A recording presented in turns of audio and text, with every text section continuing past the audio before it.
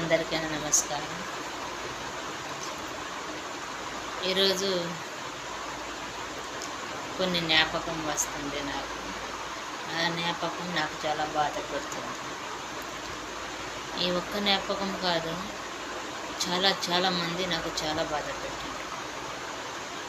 అందుకని ఈ వీడియో ఇప్పుడు చేస్తున్నాను. కానీ నాకు ఒక ఏమంటారు, మంట ఒకసారి అంటుకుంటే అది ఆరిపోదు అసలు. ఒక పూరి గుడిసెలో అయినా, ఒక దేంట్లో అయినా ఒక పుల్ల వేస్తే ఎంత నీళ్ళు వేసినా కూడా ఆరిపోదు. అలాంటి మనిషిని. నాకు ఎంత మండాలనిపిస్తే దానికన్నా ఎక్కువగా మండుతాను నేను. నాకేం పర్వాలేదు, నాకేం కాదు. మీరెంత రుబాబ్ చేసినా, అహంకారం చేసినా అది మీ దగ్గరనే ఉంటుంది. నా నిజాయితీ భగవంతుడు చూస్తున్నాడు. నేను ఎలా ఉన్నానో, ఎలా బతుకుతున్నానో, ఆ దారి ఏంటి, అసలు నా నిజాయితీ ఏంటి భగవంతుడికి మాత్రమే తెలుసు. మీరు ఎంత చేసినా, ఎంత నాకు కావాలని రెచ్చగొట్టి నాకు కింద పడేయాలని చూస్తే భగవంతుడు నా చేయి పట్టుకున్నాడు. మీరు ఎవ్వరు నాకు ఏం చేయలేరు. ఎందుకంటే నేను స్టోరీ చెప్తాను చిన్నది. ఎందుకంటే అప్పుడప్పుడు నాకు డిస్టర్బ్ చేస్తుంది కదా. నేను ఎవరికి చాడీ చూపులు చెప్పను. నేను ఫోన్కి, ల్యాప్టాప్కి చెప్తాను వీడియో మాత్రం. కొంతమందికి తెలియాలంటే ఇలాగే మంచిగా ఉంటుంది, చాలా బాగుంటుంది. ఒకసారి ఏం జరిగింది, పెళ్ళి జరిగింది మా ఫ్యామిలీలో. అప్పుడు మేము, నా చిన్న పాప ఉండే, నా కొడుకు లేకుండా, అప్పుడు నేను నార్మల్గానే, చాలా నార్మల్గా, అసలు చీర కూడా కొనుక్కోలేని స్థాయిలో ఉన్నాను. అప్పుడు నేను కూడా అందరిలాగా పెళ్లి పిల్ల చేశాను. మా ఇంట్లోనే, పేరు చెప్పను, స్టోరీ మాత్రమే చెప్తాను. ఇంకా నేను కూడా ఒక పట్టు చీర, ఫస్ట్ ఒకటే పట్టు చీర కొనుక్కున్నాను. అప్పుడు కొనుక్కొని నేను పెళ్ళికి పోయాను. పెళ్ళికి పోతే అన్ని రకాలుగా పనులు చేశాను. అయినా నేను చేసిన పనులు వేరొళ్ళకు పొగుడుతున్నారు, నాకేమో పేరే చెప్పలేరు. ఇలాంటి కుటుంబం. ఓకే, పర్వాలేదు, ఆ టైం కూడా వస్తుంది, భగవంతుడు చూస్తాడు. కానీ నేను ఎక్కడ బాధపడలేదు. నా భర్తకు కూడా ఎట్లా చూసినారంటే, ఒక చీప్ మనిషి, ఎవరు బయట మనిషి, బయట వాళ్ళు ఉన్నట్టుగా చూసిండు. అప్పుడు నా ఇంటి గురించి నాకు అంత తెలియదు. పెద్దోడు చిన్నోడు మాత్రమే తెలుసు.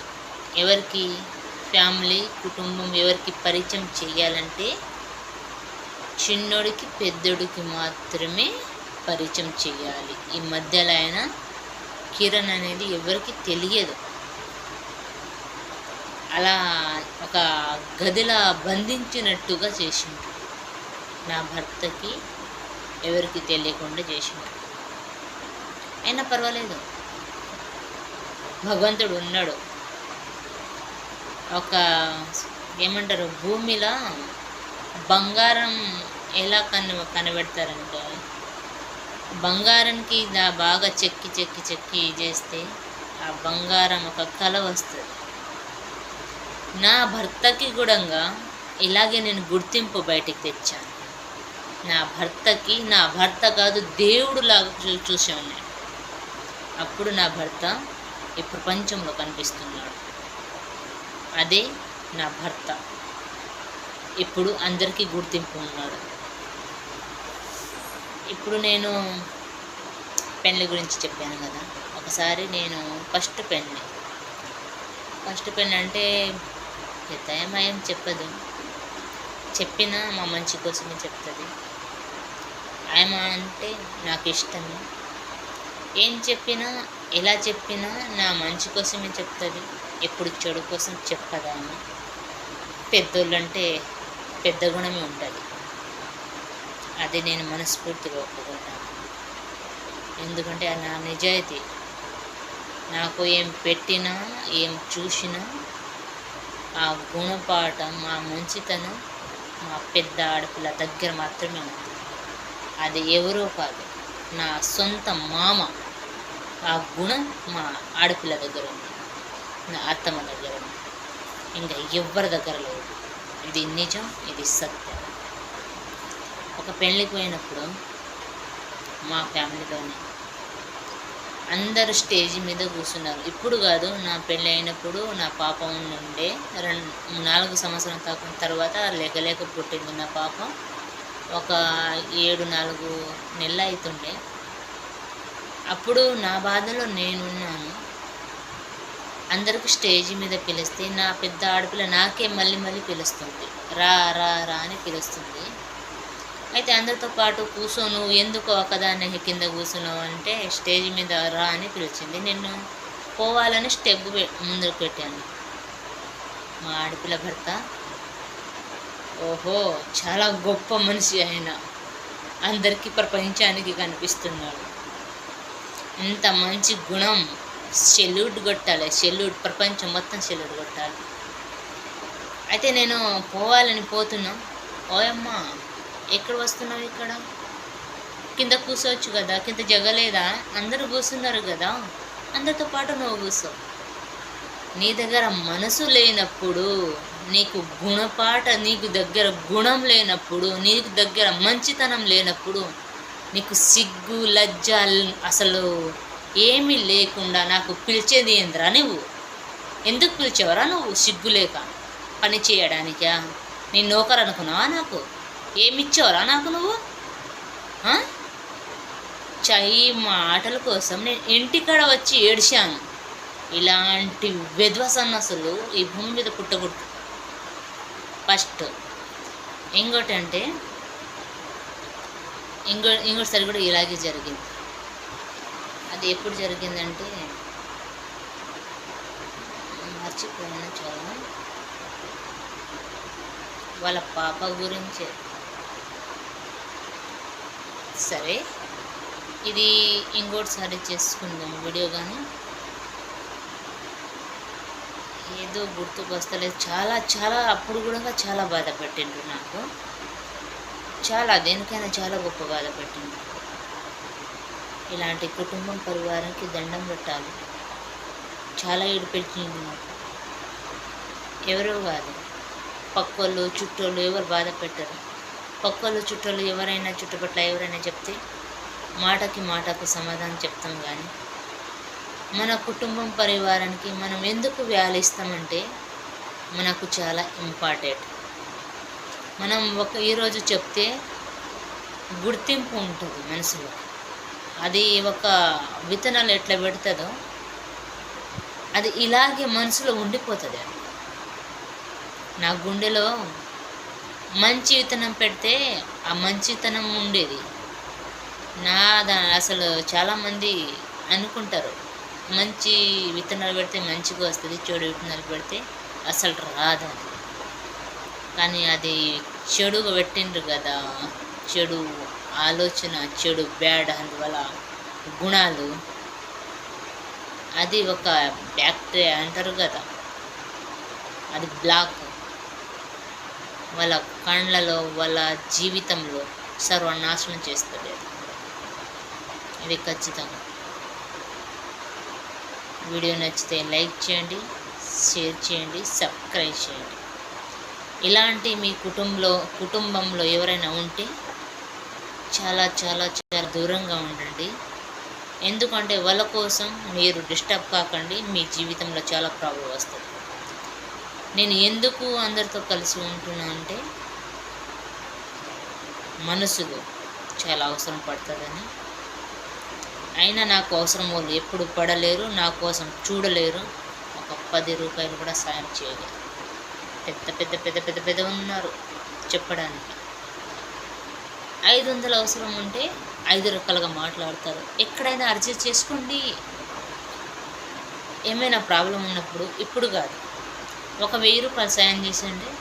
ఇప్పుడు లేదు, మేము భికారీ అయిపోయినాం, అడుక్కొని తింటున్నాం, ఎక్కడైనా అడ్జస్ట్ చేసుకోండి. చాలామంది చెప్పారు.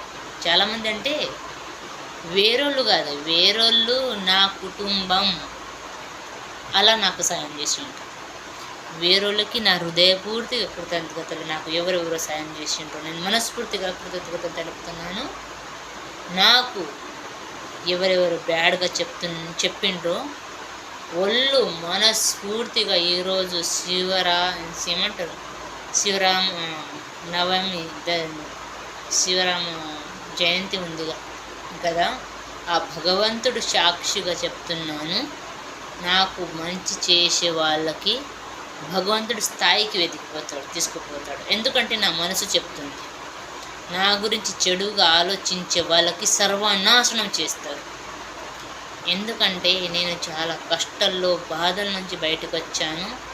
నాకు ఎవరైనా గెలికినా, ఎవరైనా చిచ్చు పెట్టినా అది భగవంతుడికే చెందుతుంది, వాళ్ళు సర్వనాశనం అవుతుంది. భగవంతుడు ప్రతి దానికి, ప్రతి ఆలోచనకి, ప్రతి మాటకి, ప్రతి దానికి మంచి చెడు అన్నీ రాసుకొని మన వెంటనే కాదు మనలోనే ఉన్నాడు. ఈ తరతరాలుగా మీ పిల్లలు తరతరాలుగా అనుభవిస్తారు నా పాపానికి. నేను ఈరోజు శాపం ఇస్తున్నాను మీకు. నాకు ఎవరెవరు బాధ పెట్టినరో ఈరోజు నుంచి మీరు సర్వనాశనం అయిపోయారు. నాకు మంచి చేసేవాళ్ళు భగవంతుడు తోడు సాక్షాత్తు ఉన్నాడు. ఇది నిజం, ఇది సత్యం. అందరికీ బాయ్. నా వీడియో నచ్చితే లైక్ చేయండి, షేర్ చేయండి, సబ్స్క్రైబ్ చేయండి. ఎవరు బాధలో ఉన్నా, కష్టాలు ఉన్నా నేనున్నాను. 1 రూపాయి కాదు, ఎవరికి ఏ ఇబ్బంది ఉన్నా 10 రూపాయలు ఉంటే 1 రూపాయి అయినా సాయం చేస్తాను. ఆ గుణం ఉంది నా దగ్గర. అంత మోతేపరి దెంగే వాళ్ళ దగ్గర నాకు అవసరం లేదు. నేను ఉన్నాను, నా ధైర్యం నేనే. భగవంతుడు నాలోనే ఉన్నాడు. నేను ఎవరికి అడుక్కొని తిన్నాను, సాక్షాత్ భగవంతుడు నా తోడు ఉన్నాడు. నేను ఎవరికి ఏం చెప్పను. ఎంత చెప్పినా ఎవరు ఏం చేసినా నేను ఓడిపోను. ఓడిపోయే మనిషి కాదు నేను. ఎట్లా ఏం చేసినా నాకు ఎవ్వరు తోడు లేదు. అసలు పుట్టినప్పటి నుంచి నాకు ఎవ్వరు సాయం చేయలేదు. ఇప్పుడు వరకు 10 రూపాయల నుంచి నాకు నా కుటుంబం, పరివారం, ఫ్యామిలీ అంటారు కదా, 1 రూపాయి గుడంగా ఇగో చాక్లెట్ తినని కూడా చేయలేరు. కానీ అయినా గుడంగా ఇక్కడ వరకు వచ్చాను కదా, సభాస్ వనిత అని అనిపిస్తుంది నాకు. ఎస్, నేను good, very good. I'm rich, I'm great, I'm best, I'm creator. నా ధైర్యం నేనే. ఇది నేను ఖచ్చితంగా అందరికీ చూపిస్తాను, నిరూపిస్తాను. నా భర్తకి ఎలా చూసిండ్రో, నాకు ఎలా చూసిండ్రో అందరికీ వాళ్ళ కళ్ళ ముందులే చూపిస్తాను. నాకు చాలా చాలా బాధ పెట్టారు. ఆ బాధల్లో 1000 రెట్టింపు వాళ్ళకు పడుతుంది. ఖచ్చితంగా చూస్తారు వాళ్ళు, చాలా చాలా చూస్తారు. నాలో ఉన్న బాధలు వాళ్ళకు టార్చర్గా మారిపోతుంది. ఇది నిజం, ఇది సత్యం, ఇది భగవంతుడు సాక్షాత్తుగా చెప్తున్నాను నేను. నా ఇక్కడి నుంచి కాదు, నా మాటల నుంచి కాదు, నా గుండెల నుంచి వస్తుంది. వాళ్ళు సర్వనాశనం అయిపోవాలని. భగవంతుడు శివయ్య అంటే నా తండ్రి. నువ్వు చూడకపోతే నువ్వు 3 కళ్ళ నుంచి చూడయ్యా, నీకు అన్ని చరిత్ర కనిపిస్తాయి కదా, వాళ్ళకు సర్వనాశనం చేసేయి. నువ్వు 3 కళ్ళు తెరిస్తే వాళ్ళు నాశనం అయిపోయినట్టే. ఇలా అనుకుంటాను నేను. భగవంతుడు ఉన్నాడు, నాశనం అయిపోయారు. నేను నమ్ముతాను నా శివయ్యకు. భగవంతుడికి నేను ఎవరికి నమ్మినా నమ్మకపోయినా శివయ్య నా తల్లిదండ్రుడు భగవంతుడే. నాకు ఎవరు లేరు. నాకు జన్మ ఎవరిచ్చిండు, నాకు ఎవరు సృష్టికర్త. నాకు నీ ఆజ్ఞ లేనిదే ఈశ్వర, చిన్న చీమైన పుట్టదుర శంకర. నాకు బాధలు వచ్చినా, కష్టాలు వచ్చినా, సుఖం వచ్చినా, దుఃఖం వచ్చినా శివయ్యతోటే మాట్లాడతాను నేను. నువ్వు లేక నేను కాదు, నువ్వు లేక నేను కాదు, నేను లేక నువ్వు కాదు. ఎందుకంటే నువ్వు జన్మ ఇచ్చినావు కాబట్టి అన్ని రకాలుగా నేను నీకే చెప్తాను, నీకే షేర్ చేస్తాను, నీతోటే మాట్లాడతాను. ఎవరెవరు ఏమేమి చేశారో వాళ్ళకు సర్వనాశనం చేసే బాధ్యత నీది. నాకు ఎవరెవరో సాయం చేశారో వాళ్ళకు 1000 రెట్టింపు ధనం, సంపద, ఐశ్వర్యత సంపూర్ణంగా చూడు శివయ్య. నేను ఈరోజు మనస్ఫూర్తిగా చెప్తున్నాను. నరకం పెట్టే వాళ్ళకు నరకం చూపించండి, బాధ పెట్టే వాళ్ళకు బాధలు చూపించండి. ఎందుకంటే ఈ సమాజంలో చాలామంది దుర్మార్గులు ఉన్నారు. వాళ్ళకు అడ్డంగా గుంతలు పడేయండి, చప్పెట్ల కొట్టండి, అలా స్థాయికి తీసుకురావాలి. అందుకని ఈ బాధలో వీడియో చేస్తున్నాను నేను. అందుకు నా వీడియో నచ్చితే లైక్ చేయండి, షేర్ చేయండి, సబ్స్క్రైబ్ చేయండి. బాయ్.